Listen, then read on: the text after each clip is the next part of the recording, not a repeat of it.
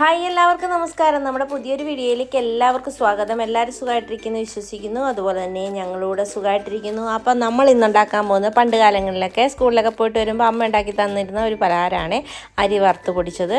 അപ്പോൾ മഴയൊക്കെ നനഞ്ഞ് വരുമ്പോൾ ചൂട് കാപ്പിയോടൊപ്പം ഇത് കഴിക്കുമ്പോൾ നല്ലൊരു ടേസ്റ്റാണ്. അപ്പം ഇതുണ്ടാക്കിയപ്പോൾ എനിക്ക് അതാണ് ഓർമ്മ വന്നത്. നേരത്തെയൊക്കെ എന്ന് പറഞ്ഞാൽ നമ്മൾ മിക്സിക്കകത്തല്ലല്ലോ ഇത് പൊടിക്കുന്നത്. ഒന്നെങ്കിൽ ഉരലിലിട്ട് പൊടിച്ചെടുക്കുക, അല്ലെങ്കിൽ അരകല്ലെ വെച്ച് പൊടിച്ചാണ് എടുത്തുകൊണ്ടിരുന്നത്. അപ്പോൾ അതിനൊരു പ്രത്യേക ടേസ്റ്റാണ്. ഇപ്പോൾ എല്ലാം മിക്സിയിലും ഗ്രൈൻഡറിലും ഒക്കെ ആയതുകൊണ്ട് അതിൻ്റേതായ വ്യത്യാസം നമ്മളുണ്ടാക്കുന്ന ഓരോ ഫുഡിനും ഉണ്ടാകും. പണ്ടത്തെ രീതിയിൽ ഉണ്ടാക്കുന്ന ഫുഡിന് ഉള്ള രുചിയൊന്നും ഇപ്പോഴത്തെ ഒരു ഫുഡിനും ഉണ്ടാകാറില്ല. അപ്പോൾ ഇതെങ്ങനെയാണ് ഉണ്ടാക്കുന്നത് നമുക്കൊന്ന് നോക്കാം.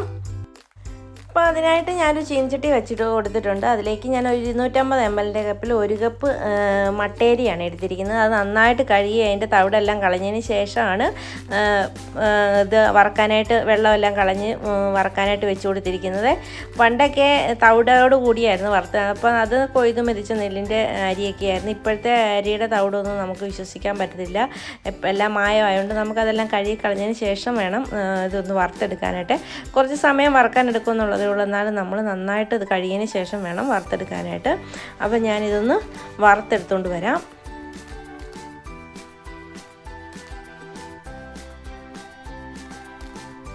ഇപ്പോൾ നമ്മുടെ അരി നമ്മൾ വറുത്തതിന് ശേഷം എല്ലാം ഒരുപോലെ വറുത്ത് പൊട്ടി വരണം. പൊട്ടി വന്നതിന് ശേഷം മാത്രമേ അടുപ്പിൽ നിന്ന് മാറ്റാവുള്ളൂ.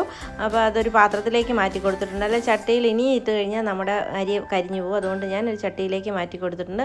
അതിന് ശേഷം നമ്മളൊരു മിക്സിയുടെ ജാറിലേക്കാണ് ഇതിട്ട് കൊടുത്തിരിക്കുന്നത്. അതിന് ശേഷം അതിലേക്ക് ഒരു 3-4 ഏലക്കയുടെ തൊലി കളഞ്ഞതിന് ശേഷം അതും കൂടി ഇട്ട് കൊടുത്തിട്ടുണ്ട്.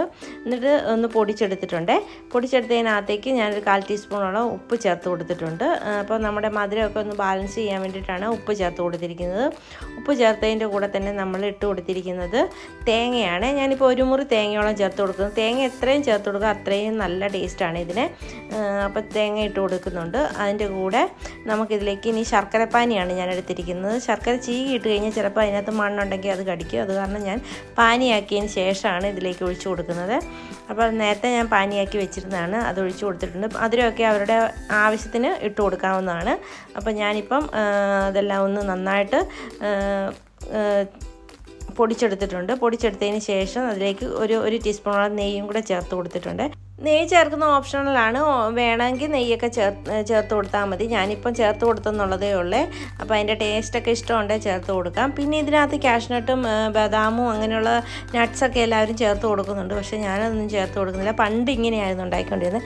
ഇപ്പോൾ ഉണ്ടാക്കുന്നതിനകത്ത് എല്ലാവരും നട്ട്സും കാഷ്നട്ടും എല്ലാം ചേർത്ത് കൊടുക്കുന്നുണ്ട്.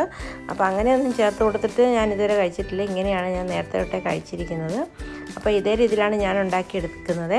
അപ്പം നമ്മുടെ പൊടിച്ചതെല്ലാം ഞാനൊന്ന് ബോളാക്കി എടുക്കുവാണ്.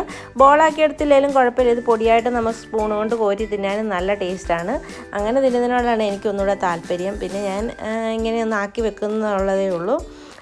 കുട്ടികളൊക്കെ ഉണ്ടെങ്കിൽ ഇങ്ങനെ ആക്കി വെക്കുന്നതായിരിക്കും അവർക്കൊന്നുകൂടെ ഇഷ്ടം. കാരണം എടുത്തുകൊണ്ട് പോയി കഴിക്കാനായിട്ട് നല്ല ടേസ്റ്റാണല്ലോ. അപ്പോൾ എല്ലാവരും ഇതേ രീതിയിൽ ഇതൊന്ന് ട്രൈ ചെയ്ത് നോക്കണേ. ട്രൈ ചെയ്ത് നോക്കി നിങ്ങൾക്ക് ഇഷ്ടപ്പെടുകയാണെങ്കിൽ എൻ്റെ ചാനലൊന്ന് സബ്സ്ക്രൈബ് ചെയ്യാനും ലൈക്ക് ചെയ്യാനും ഷെയർ ചെയ്യാനും മറക്കരുത്. അതുപോലെ തന്നെ സബ്സ്ക്രൈബ് ചെയ്യാതെ ആരെങ്കിലും കാണുന്നുണ്ടെങ്കിൽ പ്ലീസ് ഒന്ന് സബ്സ്ക്രൈബ് ചെയ്യണം കേട്ടോ. ഇതുപോലുള്ള ചെറിയ ചെറിയ കുക്കിംഗ് വീഡിയോസും ചെറിയ വ്ളോഗ്സും ഒക്കെ ആയിട്ട് വരുന്നവരെ എല്ലാവർക്കും താങ്ക് യു.